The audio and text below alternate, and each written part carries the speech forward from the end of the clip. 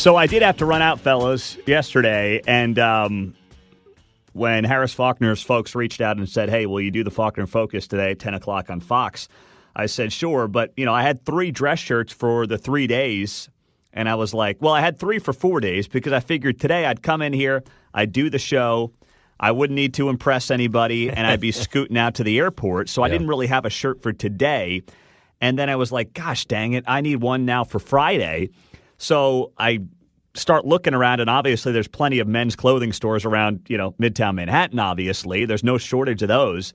So I go into a store, I get another white button-down shirt, but I'm realizing it's all, it's wrinkly, right? Because these shirts are folded up into their respective little cubbies, and they've been sitting there for who knows how long. And I don't know if it's just me, but I realized in the last couple of days, I have zero confidence ironing anything. Do you have confidence? Like, could you, if I put it, you could iron something really well right now, John? Yes. Okay. All right. Mark, could you iron something really well right now? Probably not, because I haven't done it in a long time. Well, you see what I wear here. I don't dress up often. None of us. Well, neither does John, but he seems very confident that he could iron something. Yeah, my sartorial splendor betrays my actual ability. Okay. So, all right. Back in the 80s, everybody wore the button-down collar, and you wore an Izod or something, or you had this two-lever look, and so you wanted to have your shirt collars right, and we'd wear arrow shirts, and so one of my frat brother's mothers was really good at it, so I watched her do it. She showed us how to do it, the little tricks to it, the little hacks, and I'm like, okay. Wow. So all right. I always want to look sharp if I'm going to use that look, but very I don't good. utilize that look that often. Yes. Well, I'm impressed there, John. So now I know that when I need something ironed at the office, I will bring it to you. Have it done in 5 minutes. Wow. Okay. That's great. I'm going to bring in an ironing board as well, just so we can have it there on standby in case I need your help. There went my excuse. You didn't bring a board, Pete. So I go to this guy on the counter. I said, listen, I'm going to buy this shirt, but can you steam it or do something for me? And thankfully, he was like, oh, yeah, of course, no problem. I got you covered. So buy the shirt. He takes it back. He steams it. He puts it in one of those nice little, covers it with the plastic and the whole thing.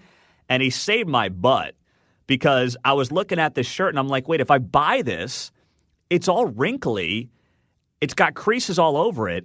And I have no confidence in myself to not destroy the shirt with the iron I have back in the hotel. Yeah. So this guy bailed me out, man. And it was the weirdest thing, too, because I buy the shirt and there was no tax on the shirt.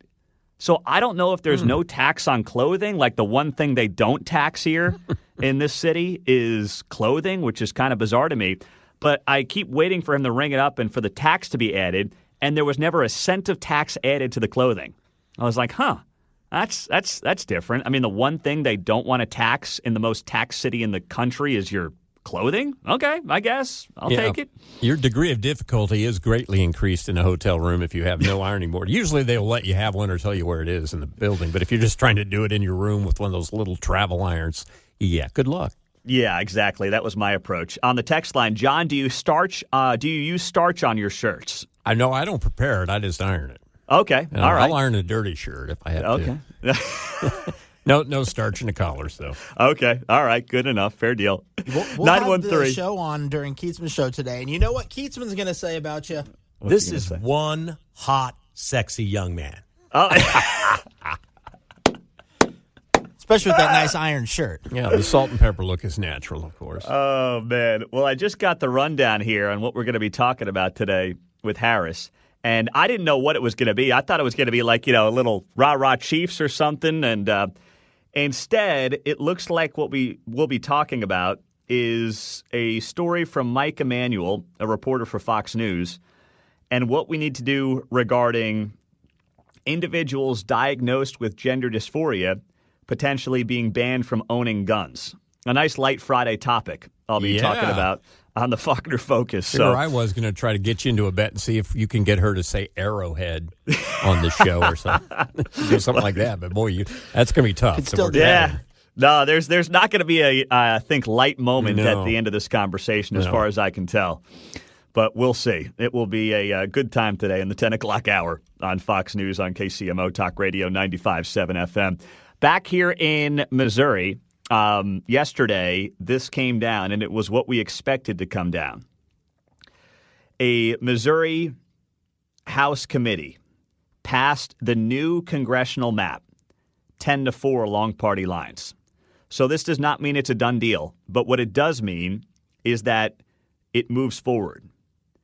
The new congressional map that is all but certain to happen, I mean, it's a done, locked deal. It got through the first hurdle of a special House committee yesterday in Jeff City. So you may have seen a lot of TV stories, and Kansas City Star wrote some pieces about protesters down there in Jeff City the last couple of days about this redistricting of the map that's going to basically carve up Kansas City, gerrymander Kansas City, and leave Emanuel Cleaver out to dry. And it will become a Republican-leaning district in Kansas City that will stretch all the way out to mid-Missouri.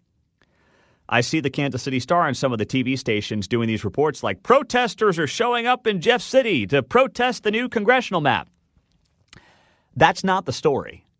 It can be a part of your story, but that's not the story.